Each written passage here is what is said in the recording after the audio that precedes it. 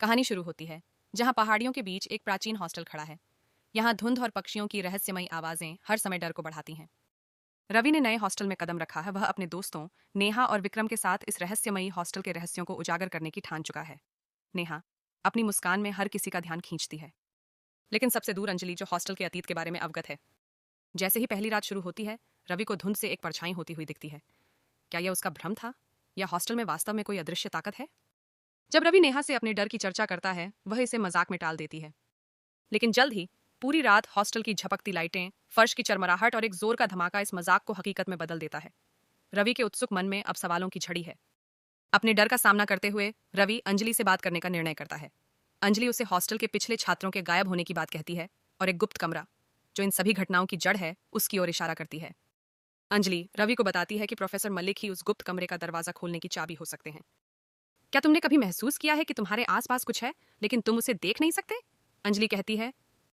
गुप्त कमरा खोजने की योजना बन चुकी है, लेकिन इसमें कदम रखते ही उन्हें डर है कि वे केवल एक नया रहस्य ही नहीं खोलेंगे, बल्कि शायद उन आत्माओं को भी खोल देंगे जो अब तक बंद थीं।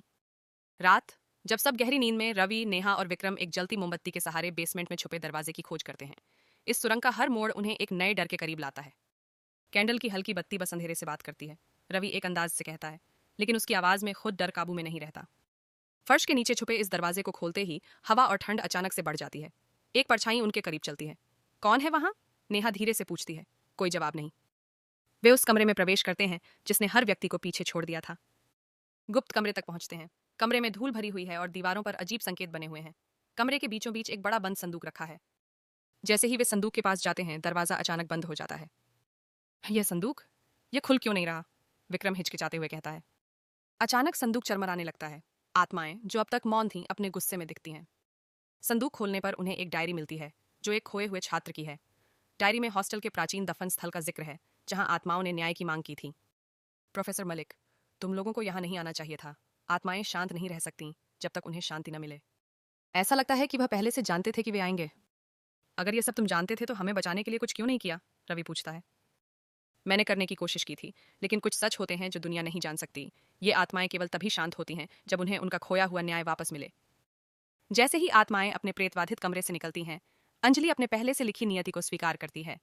यह उन्हीं की कहानी है और हमें उन्हें वह सच देना होगा जो दुनिया जानने से डरती है। अंजलि, रवि, नेहा और विक्रम का एकमात्र लक्ष्य है आत्माओं के लिए सच सामने लाना, ताकि वे अपने लंबे समय से अधूरी शांति को पा सकें। आत्माओं का गुस्सा उन्हें अपनी ओर खींचने की कोशिश करता है। वे सत्य को सबके सामने प्रकट करने के लिए दौड़ पड़ते हैं। अगली सुबह हॉस्टल शांत प्रतीत होता है। रवि और उसके दोस्त हॉस्टल छोड़कर चले गए थे, यह सोचकर कि रहस्य हल हो चुका है। लेकिन एक अजीब पत्र उन्हें हॉस्टल वापस बुलाता है।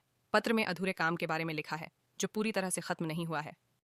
धुंधला शाम का समय है और रवि और उसके दोस्त हॉस्टल वापस लौटते हैं। रवि, हमें पता लगाना होगा कि क्या हो रहा है। पत्र में किसी चाबी का जिक्र था, शायद वही हमें सच्चाई तक पहुंचाए। रवि, नेहा, विक्रम और अंजलि पत्र में बताए गए संकेतों का पालन करते हैं और वे हॉस्टल के पुराने हिस्से में, वहां एक दरवाजा दिखाई देता है जो बिना किसी कुंडी के है। उस पर कुछ प्राचीन निशान बने हुए हैं।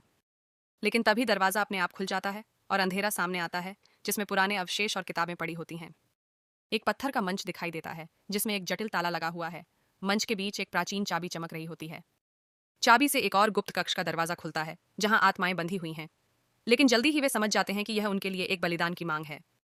अंजलि गंभीरता से, यह वही है जिसका मुझे डर था, आत्मा का बलिदान मांगना। रवि, हम यह नहीं होने देंगे, हम इसके खिलाफ खड़े होंगे। आत्माएं अब गुस्से में हैं और समूह के ऊपर हमला करने लगती हैं। हॉस्टल एक युद्ध क्षेत्र बन जाता है, जहां जीवित और मृत के बीच संघर्ष होता है। अंत में अंजलि आगे बढ़ती है और अपनी जान देने का निर्णय लेती है, ताकि मुसीबत को हमेशा के लिए समाप्त किया जा सके। अंजलि चाबी का उपयोग करती है और आत्माओं को उनके वापस बंद कर देती है। वह खुद भी गायब हो जाती है। अब सब कुछ समाप्त हो चुका है और हॉस्टल पहले जैसा शांत होने लगता है। रवि, नेहा और विक्रम अंजलि की मृत्यु पर शोकित होते हैं, लेकिन वे जानते हैं कि उसने जो बलिदान दिया वही उन्हें बचा सका। अगर आपको यह वीडियो अच्छा लगा तो कृपया वीडियो को लाइक, शेयर, कमेंट और सब्सक्राइब करना ना भूलें।